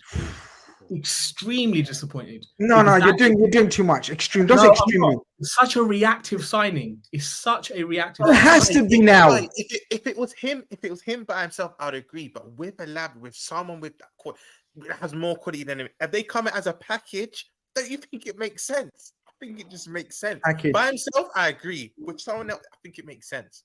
And with guys, we're last 10 minutes. Get the likes up to 400, at least 800 of you in here, man. Come and smash the likes. Love and appreciate last minute show, but you guys still turned up. Massive respect. Make sure you guys follow the man them on their socials. Talking to Mush, FIFA, he from part of Cop and Fracas. Make sure you follow them. Go and give them support. They're doing big things on the podcast side of things. And they're gonna be active on my channel if they wish to choose so. If they enjoyed it, I will be getting them on as much as I can. And of course, Roms has been on plenty of times. Make sure you go check out Roms as well on all his social. He's doing bits on plenty of channels. I see him on bare channels, man. I can't even keep up with you, man. Yeah. Freelancer. Yeah. That's the way of saying it. Freelancer. Yeah. Say no more. We must address the shock after shock this window, man. Shock after shock. We must address the bid for Luis Diaz. What do you make of it? Great. Wait, there was actual bid. I thought it was just interest. There was a bid made. I believe there was a bid placed for him. First, I'm going to give you your opinion, then I'm going to give you my opinion. Luis Diaz, 50 million, of course, brushed away. Get out of here. Yeah. And the reason why. What are you saying, though? Because this conversation might get a bit. I got some stuff to say. I think me and you might be on the same wavelength, but let's see. The reason why, one, I'm not really saying it because I think not yet. Anyway, if this was maybe a next season or a season after, I get it, but I just think it simply comes down to the fact we do not have a wide player like him. Yeah, he reminds me of your old-fashioned. You remember like the Premier League era between that 2000 and that, let's say 2010, when teams are playing 4-4-2 and you had that old-fashioned winger, kind of like if it was a boxing match, kind of put your hands up. Let's actually guy it. He's not gonna. For me, he will never be high in the GA metrics. I know a lot of fans are saying, yeah, but he's ultimately replaced Mane. He has to replicate him. For me, he's just not that type of player. He contributes to us in a different way. And the reason why I wouldn't want to sell him is because it's not like we've got a winger like him. For me, he's kind of one in a kind for our club in a sense that we don't have a player like him. He's our best ball carrier. And I think he contributes a lot in a different way. Well, Sabozlai might have something to say now, but I hear you. Actually, you got a good point. So now Sabozlai's coming. It's nice because maybe we do have a player that can kind of rival him stylistically. But I still think that out and out elusive live wire, we don't have a player like him, man. We don't. Okay. First, I want to get. No, I want to move the conversation on it slightly. So 50 million, we're all saying shut up. Of course not. Yeah. 70 million, Mush. I want to hear Mush's real. I like to think that I think about why I want something to happen, right? So I'm gonna put my case as to why I would be open. I'm not desperate to sell Diaz.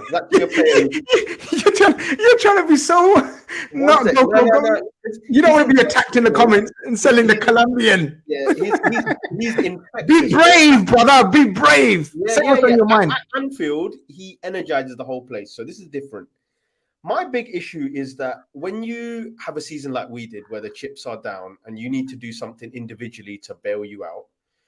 Before he got injured, Luis Diaz had flipping cojones, like turned up, did things when no one else was doing it. My issue has been whenever we play well as a team, Luis Diaz does not create any relationships or link up with anyone well. He hasn't formed a relationship with Robertson. How many times do you see him do something clever where he's combining with people?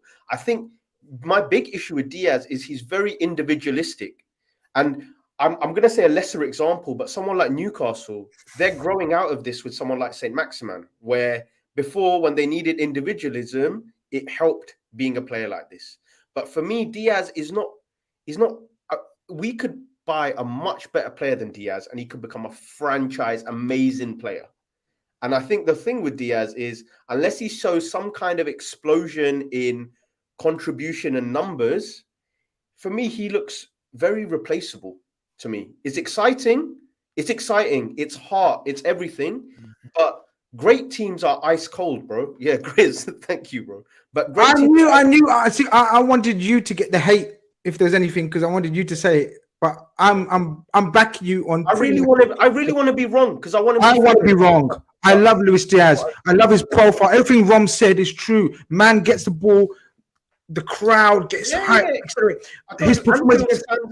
Do you remember his performance against Crystal Palace, down to 10 men? Of course. Yeah. He was a one-man, give me the ball, but he needs to do that more. Now, the only thing, actually, sorry, Fahi, your opinion on it before we ran up on the Diaz. I was going to say is one thing. You sell this guy for whatever amount of money there is.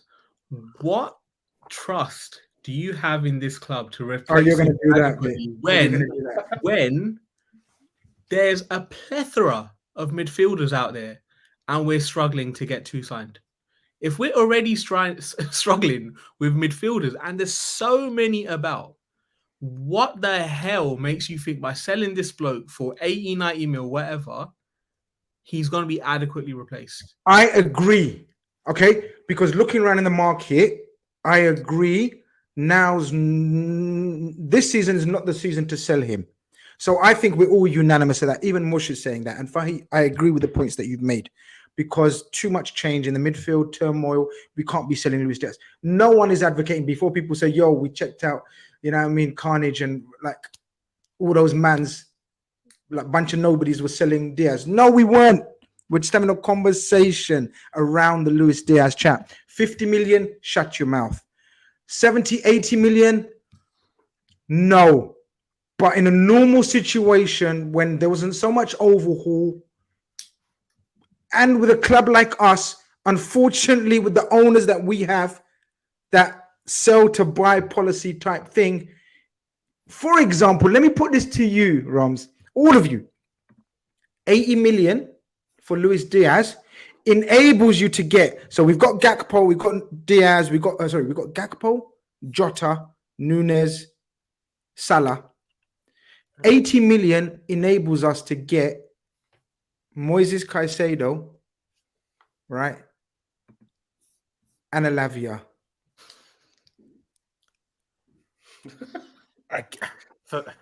This is going to sound mad to some people. For me, again, no, because Diaz just gives us a different dimension. And what you and Mish said, you've got very good points, but I think it's different for me, because even Diaz coming in, it depends what you expect of him. I was not expecting him to replicate. I'm never expecting him to replicate Mane's numbers, because they're different. Mane's more of an inside forward. For me, Luis Diaz, he's that touchline winger. So I've never expected. Don't get twisted. He still has to have a respectable output, because you can't be in the front view for Liverpool and not have no output.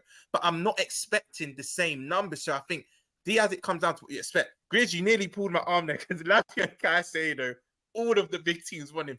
But for me, we just don't have a player like him, and it's another dimension. I'm just pointing out there, before Mush and Fahi give their opinions on the answer, I'm gonna add a bit more spice to it. Because people are gonna say, yeah, but then our attack. Szoboszlai is that guy. Let me tell you, Szoboszlai is that guy to add potency to the attack. And then we've got Moises Caicedo and Lavia for years and for legs and for life and for seasons. Anyway, Mush. Now, I actually wanted to ask Rom something, because Rom's my opinion of Diaz really isn't based on numbers. Yeah, my opinion is actually based on, when you're at a top club, how well and dependable and consistently do you do the things you need to do. So when Diaz gets given the ball, yeah, first thing is he's very much like a street footballer, right? So tactically, Klopp's probably telling him, stand with the left back and the ball will come. What does he do? He comes to the halfway line, gives himself 5 men to beat for no reason. Yeah. So that shows some indiscipline or some, you know, like he's not staying to the game plan. The next part is when he's delivering a cross or a shot or a pass, is he always or consistently picking the right moments to do things? For me, it's about, you've got to look top level. Like you've got to look you know, it can't just be on my day, I'm amazing. Wilfried Zaha on his day is amazing. But there's a reason I don't want him at Liverpool Football Club. Do you get what I mean? You know, to strengthen your point, Mish, as well, how many, and this hurts, we all love Diaz, but how many times have you watched Liverpool and it's like, you're not doing much. Like, you're actually not doing much. Like, he's, like you said, he's getting the ball and he's making life harder for himself. And I know what you mean by that street mentality. I think he gets a thrill. He gets a buzz. Oh, I've got 3 players in front of me. I need to. Bro, we all play 5, 6 aside, 7 aside. We all know that one player that he does that and we can't control him. Like, do something like you, and he just doesn't. He wants to do what he wants to do because he's got the talent. When we love him, we pick him, but then sometimes we regret picking him because he doesn't win us the game. You're spot on, because it's not even just productivity in terms of numbers. It's just even your contribution to the game. It's not consistent. 100%. I love that question because it's very conflicting. Because there's been so many times I've been frustrated with Diaz and he's repeating the same bad habits, and it's like you need to change yourself. Because even the fullback's getting accustomed to what he's doing. It's like I can work you out now. And as many times he kind of gets ousted at the prime example of that was the Champions League final. Crumbling. Bro, he ate him alive, man. He ate him alive. But saying all of that, he was injured. He absolutely deserves another season. I think we all agree. We're just having a conversation, people. We're saying if an absurd offer comes in. I'm not saying right. I'm saying if someone says 90, 100 million. You've got my attention. 90, I'd start. You 100% have got my attention, bro. Because especially, I'm gonna do a mad shout, and you lot, if you lot feel free to just switch off the stream, no problem. And if you want to unlike the likes, no problem. But I'll say it how it is. Especially when there's a man like Harvey Barnes going for 35 million odd. He's a Klopp player. Cover your faces. Do what you got to do. It's so similar to Diaz, though. He's a Klopp player. He's direct. He's painting. Grizz. I'm telling you, he's a Klopp player. Listen to me for a second. If you sold Fabinho, Hendo, and Diaz, and brought in Lavia, Harvey Barnes, and Caicedo, another random midfielder. No, random. No, don't switch it. I said Moises Caicedo, my brother. Look how he said random. It's the weirdest window. Look who he ignored the jewel in the crown. Fan, by the way. I'm a Harvey Barnes fan. The jewel in the crown. The jewel in the crown, Moises Caicedo, he just brushed off a random midfielder. You made me look bad. I love it. I love it. Grizz, you know what? If unsubscribe, all the people are unsubscribing. No problem. No problem. No problem. I was gonna say if we sold Diaz in this hypothetical example, bro, I would want Rafael Leao or I would want Federico Chiesa. So that's the level. If I'm justifying selling Chiesa is my guy. Chiesa is my guy. Bro, but he's done. But he's done now. He's done. Chiesa is sick, but he's finished now. The type of ilk you're speaking about, even a Kvaratskhelia, that type of ilk to come in, if we get that type of, you need to get one of the top 5 in their position in world football. And I think that's the only way it makes sense. People are isolating my Barnes shout for straight swap for Diaz. It ain't working like that. Look at the rest of the formula I'm saying.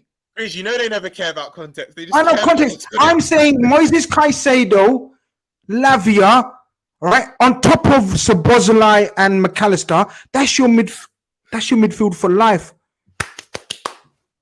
That's your next 5 years rebuild done. Szoboszlai, you can utilize and add to the 4 attackers, and then you got I'm going to brilliantly segue. This is why I'm Grizz Khan official, because this segues into my point about tomorrow, the first game of the preseason.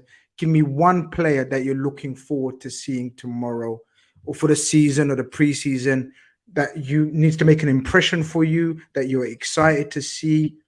One player. Whoever's ready, go for it. Trent Alexander-Arnold, man.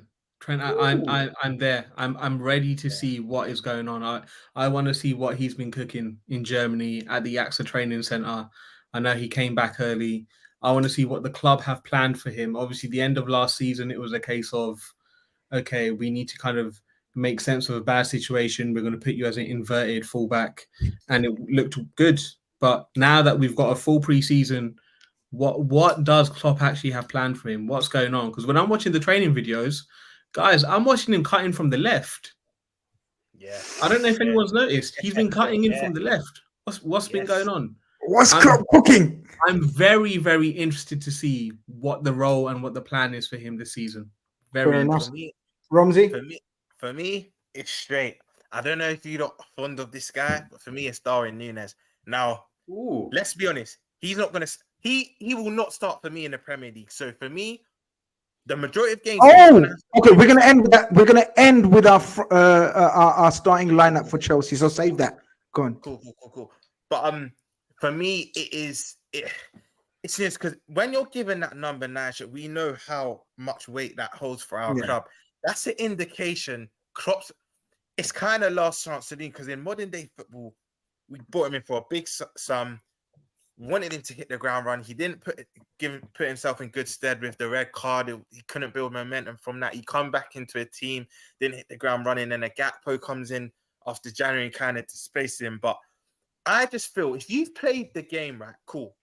For me, Núñez, he's not the greatest footballer. We know that he's not the most technical, but if you've played the game, you don't get in them positions for no reason. You can't teach that. You either have it or you don't. For me, we brought Núñez in for goals. Goals are currently just goals. I know some fans are expecting him to maybe get the ball, beat 3 players. He's not that guy. He's not that guy. So if you're expecting that, of course you're not going to like it. I love Darwin Núñez. It's well documented. He's one of my favorite players. But I think, and I just hope there's been talks he's been working on it this summer. But if he can get the finishing right, I think we have forget a player. I'm going to change the word, not a player. We've got a striker on our hands. I'm not expecting to be this wonderful footballer, but he's getting in them positions. The most frustrating game for me last season too were Villa and Man City, because he had about 4 1-on-1s and he couldn't put any of them away. But if he sharpens that up this summer, I think we're looking at a scary striker, not player. He's not going to do the lovely things that maybe people want to see, bring it down from 40 yards. No, that's not him. But I think he can be scary. And I just pray we get it right, because I think we all agree. If he doesn't get it right this season, I think it's done. There's nothing more to learn, isn't it? Yeah. You can't have 3 seasons. Mush, your go-to guy. Do you know what? I cannot wait. I've got a smile on my face thinking about it. Yeah, Grizz, I'm of a certain vintage. Yeah, where I've grown up watching Steven Gerrard. I buy number 8 every year. People must think I love Naby Keita or something. Yeah, but it's not because of the love of Naby. Yeah. So I think it's so exciting for us to have a player who will always try and threaten the goal with either a great pass or a shot or something. And it's going to be, because sometimes we overcomplicate football. We've talked for hours now about tactics and all this. It's so exciting when you see a guy just want to affect the game by scoring a goal. Do you get what I mean? And I think that's going to be huge for us. It's going to be huge to have a player. And not just that, this guy has come in. Jota and them are talking about this guy's a freak on the fitness levels as well. Like, we're getting a monster athletically. We're getting a guy who's going to run into that box. He's going to shoot from anywhere. I cannot wait to have a player that I'm just going to expect something every time he gets the ball. And I cannot wait for that. So Dominic Szoboszlai, I think it's going to be, I can see it in the comments. I think if we see a banger first game against Chelsea, God knows what I'll start saying, man. Do you know what? You know how I compared Szoboszlai? Like, not, and again, not stylistically and not on level, because he's just starting his career. But you know how, and I'm just talking about the striking technique and the accuracy and the efficiency of the shot on target. Very comparable to the greats like Lampard, Gerrard, and most recently Kevin De Bruyne. So Kevin De Bruyne, when he gets the ball, he somehow always makes space for a shot or a pass. And this is what this guy does every time he gets the ball. And that's the thought in his mind. I agree with you, Mush. But my player, I was gonna say Szoboszlai, but I'm gonna go for the reason why I was saying I'm so excited. And I've been watching this guy for since we bought him from Celtic, man. Big things about this kid, man. I think he's gonna be a little firecracker. Ben Doak. Guys, of course, maybe not this season. I get it. Ben Doak, remember the name, Mush. You made your debut on Football Khanage, and man like Grizz told you Ben Doak, and you was like, what? That little Scottish kid from, what are you saying? I don't know. What you mean? Are you trying to be like hipster and just say, no. I'm not into this. Is what you cooking? I'm not into these hipster takes. I'm not, wallahi, I'm not into these just trying to look cool and say a random name and then, quote, tweet. No, I'm telling you, Ben Doak is fire, as people, he's cold. And Klopp loves him. He's burning up training sessions. He's not ready, but I think Europa League is going to... Europa's a good platform, isn't it? Can I add to this, Grizz? Are you saying maybe in 3-4 years' time, stylistically similar to Diaz with better output, more clinical, that cutting edge? I kind of see the vision. Bro, you guys are killing me here. No, yo. Look at Fahy, man. Okay, you know what you're gonna do. Okay, you know what you're gonna do. Okay, you know what you're gonna do. Used to homework. Setting you assignment for next week, all right? Because I've already booked you in by next week, by the way. So yeah. Read up and go and check up as much as you can about Ben Doak. Watch as much as you can footage of this kid. I know everyone's thinking, what? He's not Brazilian. He's not South American. He ain't Portuguese. He's come from Celtic, little Scottish. He's 5'6" or something. Suddenly I've forgotten my, love for height and whatnot. But this guy is different. It's going to be different. But go on, Mush, you're not, Fahy, you're not feeling it now? No, it's not that. It's, bro, I've been sold enough dreams about I hear that. youth players, okay? You've gone from the Nathan Ecclestones to the Adam Morgans to the Polish Messi, to Billy the Kid, who's the new Van Dijk, to Jack Hobbs, who was the new John Terry, to Paul Anderson, who was the new David Beckham. I've heard it all. I've seen it all. I've heard it all. I've followed all these, man. Suso, Pacheco. I can give you names for days. So for that reason, I'm a seasoned vet. You're gonna keep it calmer. Yeah. Calmer, do you know what? You know what? No, Fahy's absolutely right. I've gone OTT, right? I've gone a bit OTT, but I believe in the kid too much. I'm not gonna lie. I believe in him way too much for him to let me down. Last super chat of the thing. Hold on. Philippe says, big up Grizz and Kall. So many videos on Twitter, and man, the way your players are acting and Klopp, you look like a new team, hungry and revitalized. Look, I know videos are training videos, but they do look revitalized, man. You see their physiques on some of them, bro. It's madness. Donny sends in a super chat and says, left-hand side was crap last season, I think it means, with no Diaz. So who's playing off the left? Is Harvey Barnes not level up? Allow that topic in it. We moved on. Why are you like to see? That's what I'm saying. People do this. I didn't say like for like Harvey Barnes for Diaz, job done. I'm not a Looney Tune, man. I said Caicedo, Lavia, and Harvey Barnes replacing Ox, Naby, and Diaz. Grizz, you know they don't care about content. Someone's gonna cut, be like, it's gonna be clipped up. It's going to be clipped up. 100%. It's going to be in the back of every national paper headline. Trust me. This is going to be madness by tomorrow. Watch the video and yeah. Bruv, you know what I mean? Whatever brings in the views in it. Fuck it. I'll do it. You know what I mean? Oi, I did. Ash, I did want Dewsbury Hall because Dewsbury Hall is a baller. Talent ID. Bruv, Dewsbury Hall. See, again, you used to Mush and Fahy's like thinking, why did we come on this channel? The bar's on the floor, bro. This is not good for our rep. They're thinking. Is this what you've been showing up to? We need to up the quality of the scouting by Grizz. I'm coming every week to save the show, man. Dewsbury, dude. It's a new world takeover, man. We're taking over. You lot got different agendas, man. I'm not going to say what I think your agendas are, but nah, man. You need to look outside this island, man. And that's all I'm going to say, man. You know what I mean? You lot got something wrong with this. People playing this island. That's all I'm saying. But listen, people, thank you very much for tuning in. I must go. It's been a long day for me. I need to wake up early, get a shave and this and that, and because there might be some announcements tomorrow, I reckon, for the start. And already I need to get ready for the first game of the preseason. You know, like when you just dress up, get ready, and you watch your Liverpool.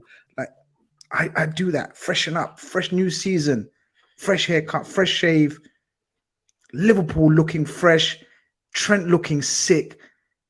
Szoboszlai, sublime, McAllister pulling the strings. Very quickly. I forgot to do it. Pick your team for Chelsea. First day of the season, very quickly, Mush. I know I'll put you on the spot, but this is what pressure makes diamonds. Yeah. Okay, Alisson, regular back four, meaning Konate as the other player. Holding player, I'm gonna say Lavia, and then we're gonna look at holding Thiago. Because we need some experience. Szoboszlai, McAllister, Jota, Gakpo, Salah. Fahi? All right, same back four. Holding Alex Mack So Alex Mack will be holding. Then you have Szoboszlai and Curtis Jones. Okay, and then your front three, you will have Jota, Salah, and Diaz. Interesting. I told you we're going to disagree on all front three. I think he's gonna do a different three as well. But let's go on. So that's the opinions. Though. That's madness because we've got options. That's the beauty of it. Because back four usual. I know you're going to say have the same team 4 or 5 years ago. But yeah, back five the same. Thiago if fit, you always have to add if it. But Thiago holding for me, Szoboszlai and Mac, and I have Diaz, Gakpo, and Salah. That's my front three. Oh, okay. We were close, but the back five is going to be the same. This is going to be the lineup. The back five is going to be the same. It's going to be McAllister, Szoboszlai, and Jones in midfield, and it's going to be Salah, Jota, and Diaz. People sleeping on Jota, man. Jota's. So we said the exact same team. I mean, you said the same team. Yeah. We're sleeping on Jones as well, to be fair, man. Had such a good end to the season. Do you know what? You've made me have a little think there. Interesting. Sleeping Dragon says, good job you don't dress it. What do you mean? Like, okay, so name your team, innit? Let me cuss your team, innit? How many other players are there? What do you mean? Like, Fab? No, I want to, before I go, Sleeping Dragon, can you put in your team, my brother? So we can all laugh at your team. You know what I mean? Goody says, Alisson, Trent, Virgil, Konate, Robbo, Thiago, Szoboszlai, Mac. Yeah. Salah, Nunes. I think if Jota's fit, he starts. I know Gakpo had a magnificent opening to his career at Liverpool. Not magnificent, OTT. I think Gakpo had a very good opening to his season. But I think Jota is... No, Nunes... I don't know. Nunes from the left, Nunes from the middle, and Jota to the left because of Chelsea. I don't know. I think we're going to go there and try to dominate Chelsea because of they're going to be fresh as well, right? They're going to be new as well. Yeah. But listen, guys, we must call it a day. As you can tell, we can talk football all night long, especially when it comes to Liverpool. I want to thank Mush. I want to thank Fahi. I want to thank Roms. Thank you very much, guys, for coming on and making this a fantastic show that it was today. We'll be back tomorrow with a post-match reaction. I may or may not do a watch along depending on the amount of likes. I haven't checked yet. But yeah, man, thank you very much. Pixel Pigeon says, big up, Grizz, Mushrooms. On a great show. Have a good one, chat. Right, exactly. We'll be back for the post-match reaction. These guys, no doubt, if you show them love in the comments, they'll be back as well because that's what it's about. That's about it. Peace, love, tranquility to all. Thank you very much. Welcome to the Half Space Football.